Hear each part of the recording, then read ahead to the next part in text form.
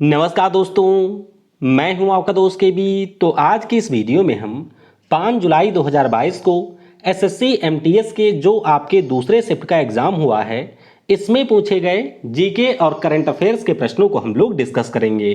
तो पूरा वीडियो बहुत ही ध्यान से देखिएगा।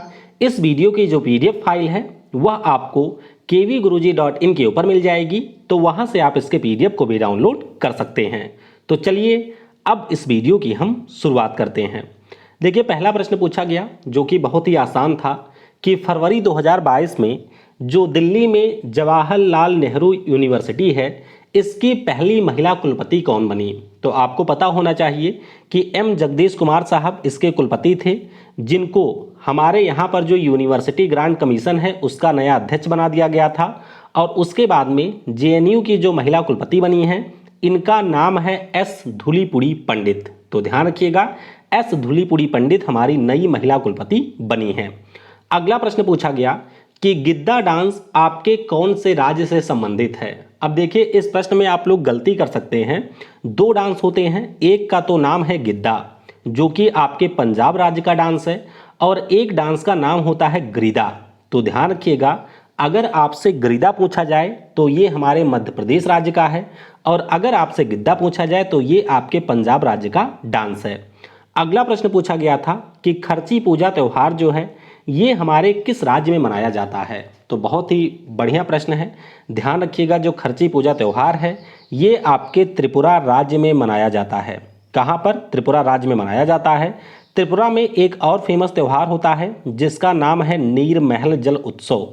तो हो सकता है आने वाले शिफ्ट में आपसे पूछ लिया जाए, नीर महल जल उत्सव जो है ये भी हमारे त्रिपुरा राज्य में मनाया जाता है। अगला प्रश्न पूछा गया कि वर्ष 2021 में जो आपका यूईएफए चैंपियंस लीग हुई है 2021-22 की, इसका खिताब किस टीम ने जीता था। तो ये भी हम लोग कई बार कर चुके हैं। ध्यान रखिएगा, ये जो खिताब है वो रियल मैड्रिड ने जीता था, और इन्होंने फाइनल मुकाबले में हराया था लिवरपूल को। वहीं पर अगर आपसे यूईएफए के यूरो कप के बारे में पूछा जाए तो उसका खिताब पिछले साल जीता था इटली ने। तो ये भी आपको ध्यान रखना है। इसके अलावा अगर आपसे पूछा जाता है कोपा अमेरिका फुटबॉल टूर्नामेंट के बारे में, तो ध्यान रखिएगा, जो कोपा अमेरिका है वो पिछले साल अर्जेंटीना की टीम ने जीता था। अगला प्रश्न पूछा गया बहुत ही सिंपल सा कि NaCl का रासायनिक नाम क्या है। तो आप सभी को पता होगा, NaCl को हम लोग साधारण नमक कहते हैं, और इसका रासायनिक नाम है सोडियम क्लोराइड।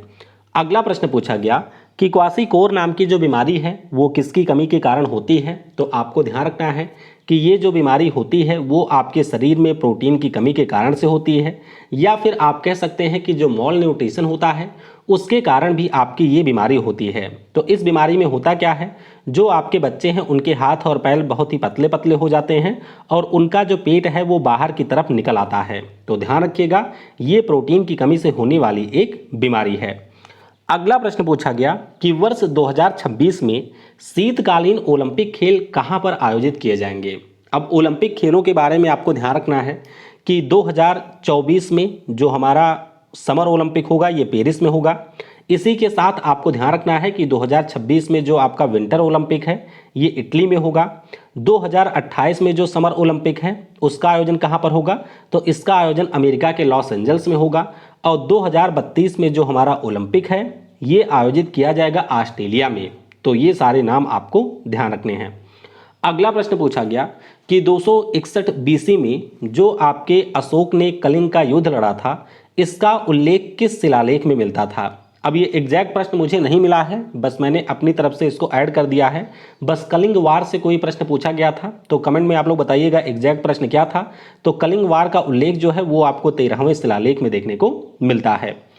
अगला प्रश्न कुछ इस प्रकार से था कि जो भी हमारे बौद्ध धर्म से जुड़े हुए लोग हैं, जिस रास्ते से हो करके वो आपके मंदिर वगैरह या फिर तीर्थ यात्रा पर जाते हैं, उस रास्ते का नाम क्या है। तो कुछ इस प्रकार का ये प्रश्न था।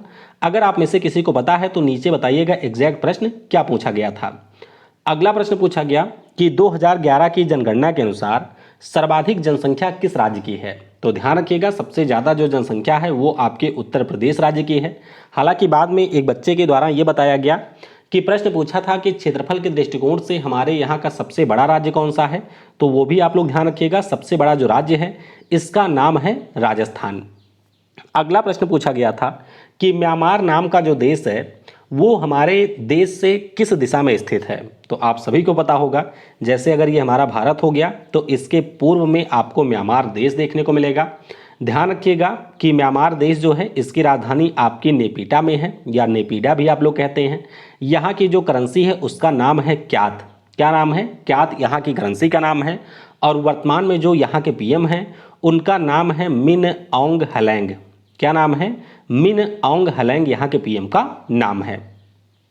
अगला प्रश्न पूछा गया कि वर्ष 2022 में फिडे का जो चेस ओलंपियाड है इसका आयोजन कहाँ पर किया जाएगा, तो इसी माह यानी कि जुलाई में ही इसका आयोजन किया जाना है।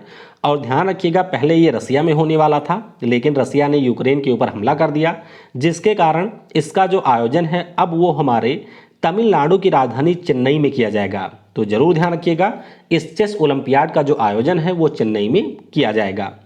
अगला प्रश्न पूछा गया कि बूंदी उत्सव किस राज्य में मनाया जाता है, तो बूंदी एक आपका शहर है राजस्थान में, और उसी शहर में कार्तिक माह में ये उत्सव मनाया जाता है। 3 दिनों तक ये त्यौहार चलता है, तो ध्यान रखिएगा राजस्थान का ये त्यौहार है।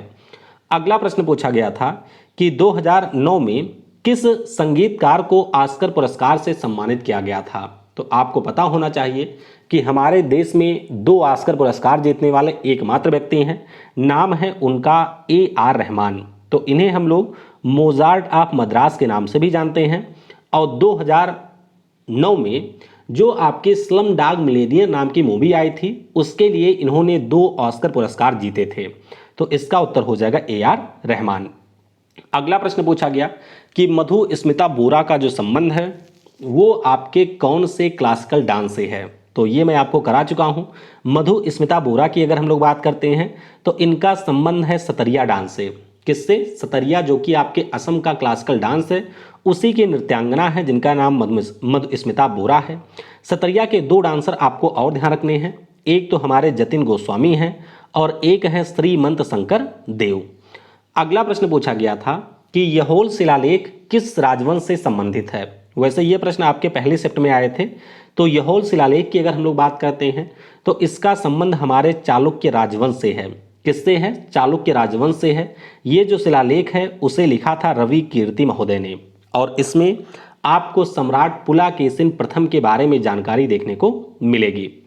अगला प्रश्न पूछा गया था पहले शिफ्ट में ही कि रिजर्व बैंक ऑफ इंडिया का जो फाइनेंशियल ईयर है ये कब होता है, तो आपको ध्यान रखना है कि 1 अप्रैल से ये फाइनेंशियल ईयर शुरू होता है और 31 मार्च तक ये फाइनेंशियल ईयर चलता है।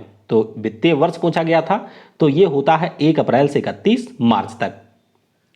अगला प्रश्न पूछा गया था कि निम्नलिखित में से कौन सी आग्नेय शैल है। आग्नेय शैल का मतलब है कि हम बात कर रहे हैं इग्निशियस रॉक की, और आपको ध्यान रखना है जो हमारी चट्टानें डायरेक्टली आपके लावा के माध्यम से बनती हैं उन्हीं को हम लोग आग्नेय शैल कहते हैं, और ऑप्शन में आपकी बेसाल्ट चट्टान को यहाँ पर दिया गया था।